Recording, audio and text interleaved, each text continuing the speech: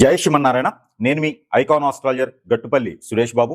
అయితే మనకి ఈ జీవన వ్యవస్థ ఈరోజు ఎలా ఉంది అంటే కనుక ఒకరికొకరు సంబంధం లేకుండా, ఒకవేళ ఉన్నా కూడా ఉమ్మడి కుటుంబంగా లేకుండా చిన్న చిన్న ఫ్యామిలీలతోనూ చిన్న చిన్న సంసారాలు ఏర్పరచుకొని ఈ జీవన శైలిలో పరిగెత్తేటువంటి జీవితాలు ఏర్పడిపోయినా ఉన్నాయి. దాంతోపాటు ఆప్యాయత, అనురాగం, ప్రేమ ఇలాంటివన్నీ కూడా, నమ్మకాలు ఇవన్నీ కూడా లేకుండా పోతూ ఉన్నాయి. పెద్దలంటే గౌరవం, మర్యాద ఇవన్నీ లేకుండా పోతుంది. మనకి మనంగా సంపాదించినటువంటి పేరు, ప్రఖ్యాత, హోదా, డబ్బు ఇవన్నీ కూడా ఎక్కడ ఏమవుతుందో కూడా అర్థం కాకుండా పరిస్థితి ఏర్పడతా ఉంది. దానితో పాటు మరొకటి ఏంటంటే, ఇప్పుడు ఏం చెప్పాలనుకున్నాం అనేది చూద్దాం. అయితే అసలు మరొకటి ఏంటంటే కనుక, వీటన్నిటితో పాటు ఈ రోజున ఉన్నటువంటి ఏదైతే బంధం, బాంధవ్యం, అనురాగం, ఆప్యాయత, దాంతోపాటు భార్య, భర్త ఇవన్నీ కూడా ఉన్నాయి.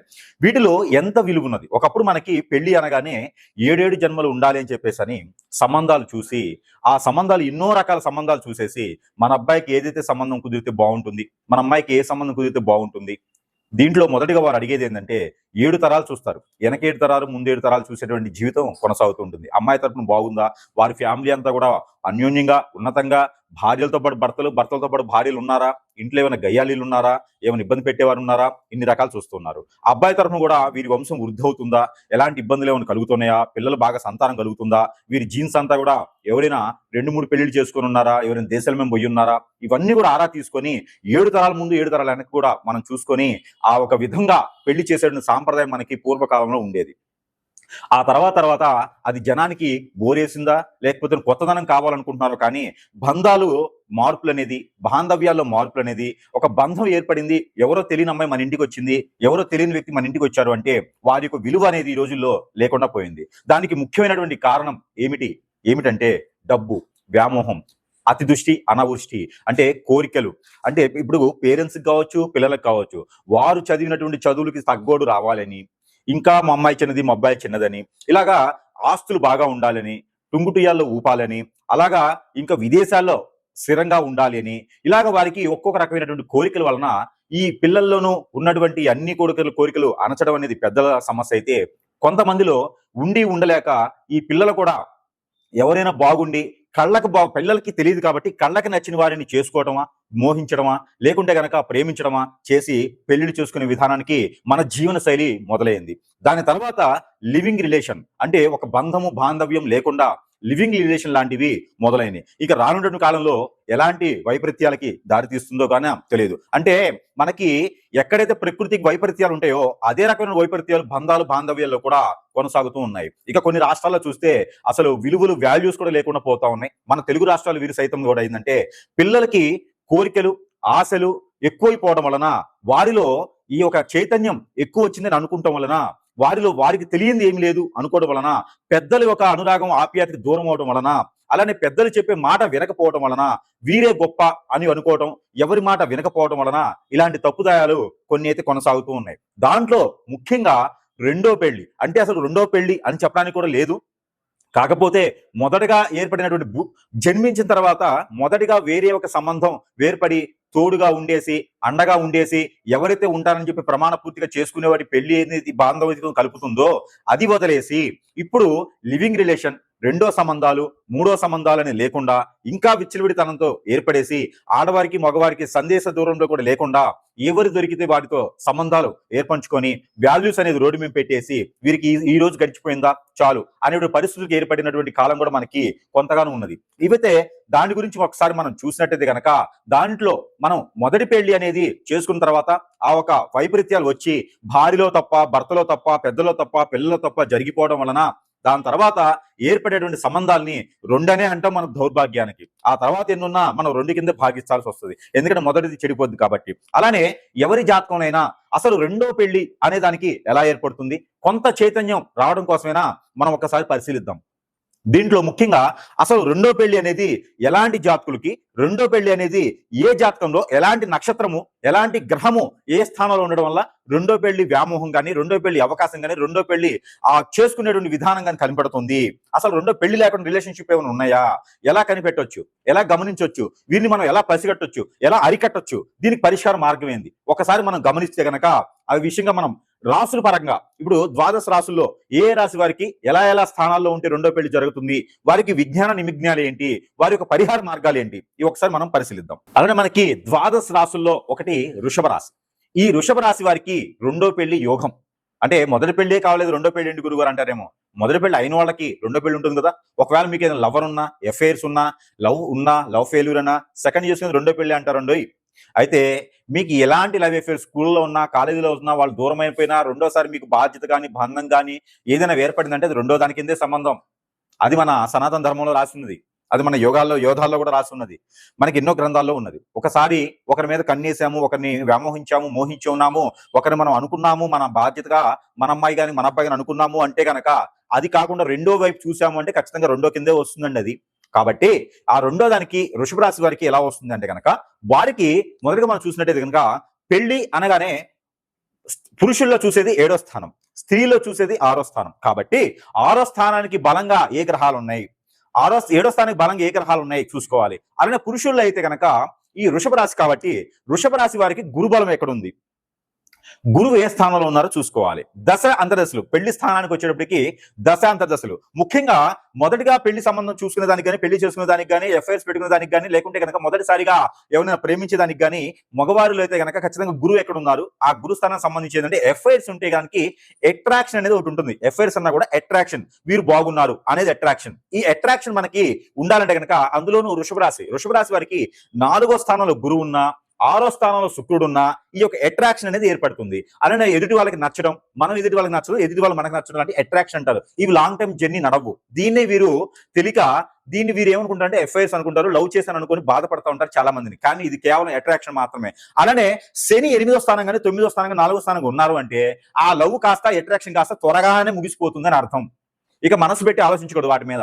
ఇక తర్వాత పెళ్లి కాడికి వస్తారు. పెళ్లి దగ్గరికి వచ్చేటప్పటికి మగవారిలో అయితే కనుక 6వ స్థానంలో శుక్రుడుండి 8వ స్థానంలో రవి ఉండడం, లేదా రవి మహర్దశ కేతు అంతర్దశ నడవడం వలన వారికి పెళ్లి యోగం అనేది ఏర్పడుతూ ఉండిద్ది. అలానే శుక్రుడు కానీ కుజుడు కానీ 6వ స్థానంలో ఉండి శుక్రు బలం ఉండి వారి మీద గురుబలం 9వ స్థానంలో గురుబలం ఉంటే కనుక వారికి పెళ్లి యోగం అనేది ఉంటుంది. అదే స్త్రీలు అయితే కనుక 2వ స్థానంలో కేతువు గాని, 2వ స్థానంలో శుక్రుడు గాని, 9వ స్థానంలో కేతువు గాని, 9వ స్థానంలో బుధుడు లేదా గురువు గాని ఉంటే వారికి గురుబలం వచ్చి పెళ్లి గడిలు మొదలవుతాయి. ఇది దశాంత దశలో అయితే కనుక రవి కానీ, కుజుడు కానీ, లేదా బుధుడు కానీ దశాంత దశలో నడుస్తున్నప్పటికీ వారికి సంబంధాలు కుదిరేదానికి ఆస్కారం ఉంటుంది ఆడపిల్లల్లో. కాబట్టి ఇలాంటి సమయంలో కాకుండా వేరే సమయాల్లో పెళ్లి సంబంధం కుదిరించి చేశారు అంటే కనుక వారికి ఖచ్చితంగా రెండో పెళ్లి అయ్యేటువంటి యోగం ఉంటుంది. గత కొన్ని సంవత్సరాల్లోనే అవుతుంది, ఎక్కువ కాలం కూడా లేకుండా. మొదటి భక్తకి ఏదో అవ్వటమా, లేదా గట్టిలో ఒకటి గండం ఉండటమా, లేదా భారీ గండం ఉండడమా, లేదా వేరే వాళ్ళ మీద కన్నేసి వెళ్ళిపోవటమా లాంటి జరుగుతాయి. అది పెళ్లి చేసే ముహూర్తం. పెళ్లికి ఆశపడి ఏ సంబంధం పర్లా ఎన్ఆర్ అయితే చాలని చెప్పి అలా జాతకాలు చూడకుండా పెళ్లి చేస్తే కనుక ఖచ్చితంగా ఇలాంటివి ఉంటాయి. కంపాటబిలిటీ అని ఉంటుంది. కంపాటబిలిటీలో నక్షత్రము, యోగము, యోని ఇలాగ కలిసినటువంటి అన్ని కూడా చూస్తే 36 అవుట్ ఆఫ్ 36 అని ఉంటుంది. కాదు, అన్ని కలిస్తే కూడా అవుట్ ఆఫ్ 18 ఉన్నా కూడా పెళ్లి చేయొచ్చు. కానీ కోరికలు అనేది కొన్ని ఉంటాయి కదా మనకి. ఆ కోరికలు బాగా సంపాదన ఉండాలి, బాగా ఆస్తిపరులై ఉండాలి, విదేశాల్లో సెటిల్ అయిపోయి ఉండాలి, మా అమ్మాయిని కార్లో తిప్పాలి, వంట చేయకూడదు, అన్నిటికీ పని మనుషులు ఉండాలి అని చెప్పేటువంటి వాళ్ళు, లేదా మా అబ్బాయి అంతా బాగుండాలి, మా అబ్బాయికి కట్నం బాగా ఇవ్వాలనుకునేటువంటి ఆశ ఉన్నటువంటి వాళ్ళకి ఇలాంటి సంబంధాలు కుదురుతాయి. ఏది రెండో సంబంధం, మూడో సంబంధం చేసుకోవాలని ఆశ, కోరిక పుట్టేసి పిల్లలకి వాళ్ళే నేర్పేటువంటి పేరెంట్స్ కూడా ఉన్నారు. కాబట్టి వృషభ రాశి వారికి కూడా అలాంటి పరిస్థితులు వస్తాయి. ఎందుకంటే వృషభ రాశి వారు గారాభంగా పెరుగుతారు, ఎదుటి వాళ్ళంటే అట్రాక్షన్ ఉంటుంది, ఎదుటి వాళ్ళ మీద కూడా అట్రాక్షన్ ఉంటుంది. కాబట్టి ఆ విధమైనటువంటి విధాలు ఉంటాయి. కాబట్టి ఒకవేళ భార్య ఏదైనా ఇబ్బంది అయినా, భర్త ఏదైనా ఇబ్బంది అయినా కూడా వారికి మళ్ళీ రెండో సంబంధం 33 సంవత్సరాలకి ఏర్పడుతుంది వాళ్ళకి దశాంతర దశలో మళ్ళీ కూడా. కాబట్టి ఈ విధమైనటువంటి విధానాలు కాకుండా మా భర్త దూరమయ్యారు, భార్య దూరమైంది అనుకున్న వారు ఎవరైతే ఉంటారో ఈ పరిహారం చేసుకుంటే ఖచ్చితంగా అదృష్టవంతులు అవుతారు. ఇక లేదు కాదు అనుకుంటే కనుక రెండో మారి పెళ్లి చేసుకోవాలి, ఏదైనా ఎఫ్ఐఆర్ పెట్టుకోవాలి అనుకుంటే వారిలో దశ వచ్చేసి బుధుని దశ కావాలి. బుధుని దశ కానీ దశాంతర దశ కానీ ఉంటే ఆ లైఫ్ అయినా లైఫ్ లాంగ్ ఉంటుంది. లేదు అంటే కనుక చంద్రుని యొక్క దశాంతర దశలో కూడా మీకు బాధిస్తుంది. అలానే మీ యొక్క గోచార ప్రకారంగా చూసుకున్నప్పుడైతే కనుక రాహు గాని, కేతువు కానీ, లేకపోతే కనుక కుజుడు, ఈ యొక్క దశాంత దశలో కూడా మీకు రెండో పెళ్లి యోగం అనేది ఉంటుంది స్త్రీ పురుషులు ఇద్దరిలోనూ. కాబట్టి ఆ విధంగా చేసుకొని స్వచ్ఛశామలంగా ఉండేదానికి ఆస్కారం ఉంటుంది. మరోవైపు కన్నేయకుండా వారినైనా బాధ్యత పూర్తిగా చూసుకుంటే వాల్యూస్ కాపాడుకునే విధంగా ఉంటారు. పేరు, ప్రఖ్యాత, హోదా, డబ్బు అన్ని కూడా మీకు కలిసి వచ్చే విధంగా ఉంటుంది. అలా కాదు గురువు గారు, మాకు చాలా ఇబ్బందులు, మా భార్య దూరం అవుతుంది, ఎందుకో తెలియట్లేదు, నాలో మార్పులు వచ్చేసినాయి, నేను మార్చుకుంటాను అనుకుని ఎవరైనా ఉన్నారు, మా భర్త దూరం అయ్యారు, నాలో తప్పు ఉంది, నేను మార్చుకుంటాను అనుకున్న వాళ్ళు ఖచ్చితంగా నా భర్త నాకు కావాలి, నా భార్య నాకు కావాలనుకునే వారైతే ఈ యొక్క చివరిలో చెప్పినట్టు పరిహారం మీరు పాటించినట్టయితే కనుక ఈ పరిహారం చేస్తే ఖచ్చితంగా మీ భార్య ఎన్ని సంవత్సరాల క్రితం దూరమైన మీ దగ్గరికి వస్తుంది, భర్త దూరమైన మీ దగ్గరికి వస్తారు. కాబట్టి ఈ రకమైన పరిహారం చేసుకొని అదృష్టవంతులు అవ్వండి, ఒకే ఫ్యామిలీని పోషించుకోండి. అయితే మనకి ఏదైతే పరిహారాలు ఉన్నాయో ఈ రాశి వారు కనుక ఈ పరిహారం చేసుకున్నట్లయితే ఖచ్చితంగా ఏదైతే భర్త దూరమవుతున్నాడు అనేటువంటి భారం తగ్గేటువంటి దానికి సపోర్ట్ ఉంటుంది. అలానే భార్య దూరం అవుతుంది, పిల్లలు ఒంటరైపోతున్నారు అనుకున్న వారికి అయితే ఖచ్చితంగా ఈ పరిహారం పనికొస్తుందని అయితే నేను అనుకుంటున్నాను. అయితే ఏం చేయాలంటే కనుక మీ భార్యది కావచ్చు, భర్తది కావచ్చు, పేరు సపోజ్ ఎంతైతే పేరు ఉంటుందో దాన్ని ఇంగ్లీష్ లెటర్స్ లో మీరు చూసుకోండి. సపోజ్ ఒక పేరు ఉందనుకోండి, మాధవి ఉందనుకోండి, ఇంగ్లీష్ లెటర్స్ లో తీసుకోండి, MA. అలా తీసుకున్నటువంటి పేరు ఏదైతే ఉందో మీకు తామర గింజలు దొరుకుతాయి, ఈ లోటస్ సీడ్ అంటారు. ఈ తామర గింజలు తెచ్చుకొని మీ వైఫ్ పేరులో ఎన్నైతే లెటర్స్ ఉన్నాయో, లేదా మీ ఒక హస్బెండ్ పేరులో ఎన్నైతే లెటర్స్ ఉన్నాయో ఆ లెటర్స్ కి 7 గింజలు ఎక్స్ట్రా కావాలి, 7 సీడ్స్ ఎక్స్ట్రా కావాలి. ఆ తీసుకున్నటువంటి దాంట్లో మీరు 11 డేస్ అంటే డే 1 నుంచి 11 డేస్ వరకు కూడా ఈ సీడ్ మీద తనకి ఒక్కొక్క గింజ మీద ఒక్కొక్క లెటర్ రాయండి. రాసేసి దాంట్లో ఆముదమో, కిరోసినో, పెట్రోలో, డీజిలో, లేకపోతే కనుక నువ్వుల నూనె, కోకోనట్ ఆయిల్ వీటిలో తడపండి, ఒక పేపర్లో పెట్టి తడిపేసేయండి. ఇది మీరు ఇంట్లో చేస్తే ఈ చేతికి మట్టి అంటుకుంటుంది, అంటే చేతికి ఈ పొగ కానీ మంట కానీ అంటుకుంటుంది. ఎక్కడైనా దూరంగా చేసే ప్రయత్నం చేయండి. ఇంట్లో ఇవి ఏం చేయాలంటే ఒక్కొక్క లెటర్ మీద ఒక్కొక్క పేరు రాసిన తర్వాత అవన్నీ కూడా ఒక 7 గింజలు ఎక్స్ట్రా తీసుకొని ఒక ఫార్సిల్ చేసి దాంట్లో ఈ ఆయిల్ వేసి కనుక కాల్చివేయండి. ఇది ఉదయం సాయంత్రం సమయంలో చేయొచ్చు. రోజుకు ఒక్కసారి చేసినా కూడా తను వేరే వాళ్ళకెళ్ళి చూడకుండా, తను వేరే లైఫ్ కి వెళ్లకుండా, తను వేరే పెళ్లి వేరే స్త్రీ వైపు చూడకుండా కూడా మీకు సానుకూలమైనటువంటి వాతావరణం కనబడుతుంది. మరొకటి ఏంటంటే కనుక ఇలా చేస్తూ 11 రోజులు దానితో పాటు తన యొక్క ఫోటో ఏదైతే ఫోటో ఉంటుందో దాన్ని A4 సైజ్ లో 4 సైజ్ అంటే 4/6 అనేటువంటి సైజు ఉన్నటువంటి ఫోటో ఏదైతే ఉంటుందో ఆ ఫోటో కింద 4 నిమ్మకాయలు పెట్టండి. ఒక్కొక్క మూలన ఒక్కొక్క నిమ్మకాయ పెట్టాలి. స్త్రీ అయినా పురుషుడైనా, భార్య అయినా భర్త అయినా, ఎవరైతే దూరం అయితే తట్టుకోలేకపోతున్నారో వారు చేయవచ్చు. అయితే ఈ యొక్క 4 నిమ్మకాయలు అనేది ఫోటో కింద పెట్టాలి. ఆ ఫోటో పై వైపున గుండు సూది గుచ్చాలి. ఎలాగా? ఫోటోకి నిమ్మకాయకి మధ్యన పైన గుండు సూది గుచ్చాలి. మన మంచానికి కోళ్ళులాగా ఉండేటువంటిది నిమ్మకాయలు, పైన ఉండేటువంటిది మంచము. తర్వాత ఫోటోకి అలా గుచ్చితే సేల్ లాగా గుండు సూది గుచ్చండి. ఆ గుచ్చిన దానిపైన పసుపు, గంధము, కుంకుమ ఈ 3 కూడా కలగలపండి. కలగలిపి దాంట్లో పొడి చున్నం అని దొరుకుతుంది, ఆ చున్నం కూడా దాంట్లో కలపండి. కలిపిన తర్వాత మీకు అత్తిపత్తి ఆకు అని ఉంటుంది, లేదా టచ్ మీ నాట్ అంటారు, ఆ ఆకు పౌడర్ కూడా కలపాలి. ఆ మిశ్రమం అంటే ఒక్కొక్క టీ స్పూన్ కలుపుకోండి. కలుపుకున్న తర్వాత మీకు ఒక చిన్న మంత్రం ఉంటుంది, అది ఎవరికి వాళ్ళకి చెప్పేదానికి కాదు. స్క్రోలింగ్ మీద కనిపించే నెంబర్కి ఫోన్ చేస్తే ఆ నెంబర్ అనేది చెప్తాము, ఆ మంత్రం అనేది చెప్పడానికి ఉంటుంది. అయితే ఈ యొక్క ఫోటో మీద ప్రతిరోజు కూడా ఏ రూమ్ లో అయినా ఏ గదిలో చేసుకోవచ్చు, వాష్రూమ్ తప్పితే. మనం పడుకునే పోయే ముందు నేను ఇచ్చేటువంటి మంత్రాన్ని ఒక 713 సార్లు 719 సార్లు మీ పేరుని బట్టి చదవడం అనేది ఉంటుంది. ఆ మంత్రం చదివిన తర్వాత నేను చెప్పినటువంటి ఇంగ్రీడియంట్స్ కలిపినటువంటి పౌడర్ ని ఆ ఫోటో మీద చల్లాలి 21 రోజున.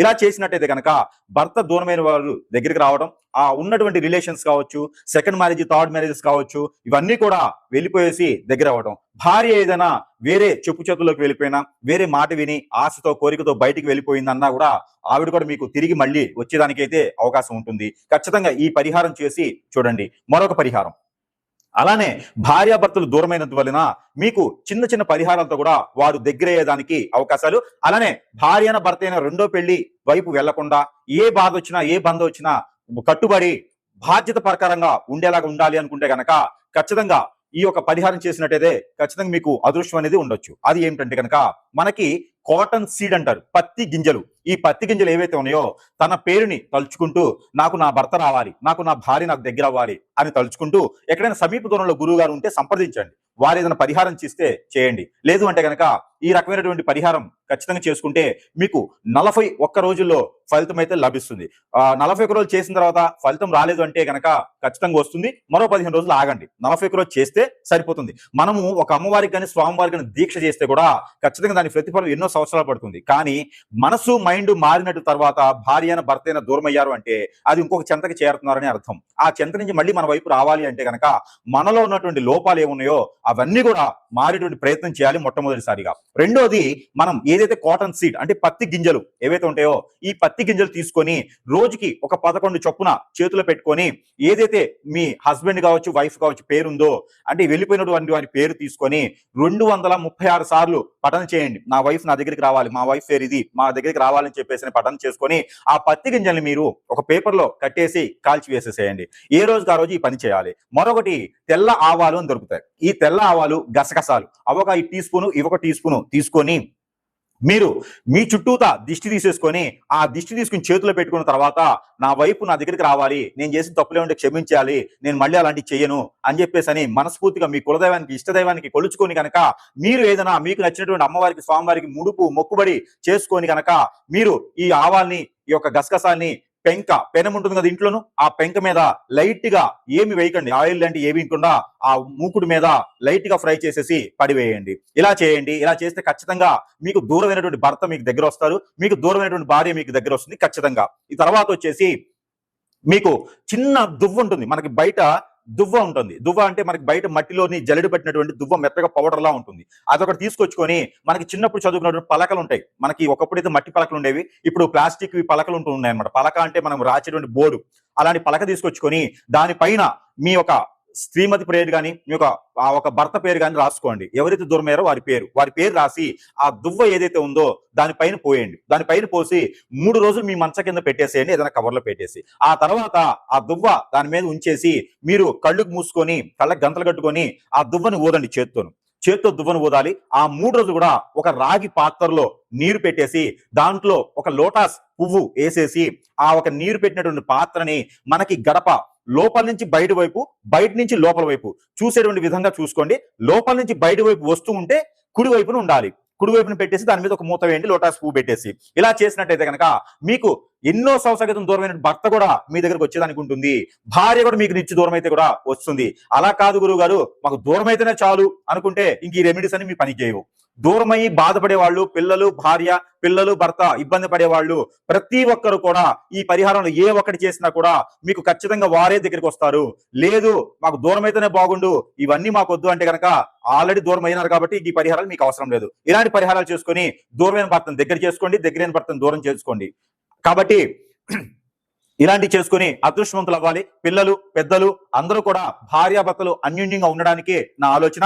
అలా ఉంది అంటే కనుక సంఘంలో గౌరవులు, మర్యాదలు, ఆప్యాయతలు, అనురాగాలు, పెద్దల దగ్గర ప్రతిష్టలు అన్ని వస్తాయి. డబ్బు వస్తుంది, జాబ్ వస్తుంది, పలుకుబడి, పేరు, ప్రఖ్యాత, హోదా అన్ని కూడా మనకు సొంత చేరుతాయి. కాబట్టి ఇలాంటి పరిహారాలు చేసుకొని ఉమ్మడి కుటుంబంగా ఉండాలని నా కోరిక.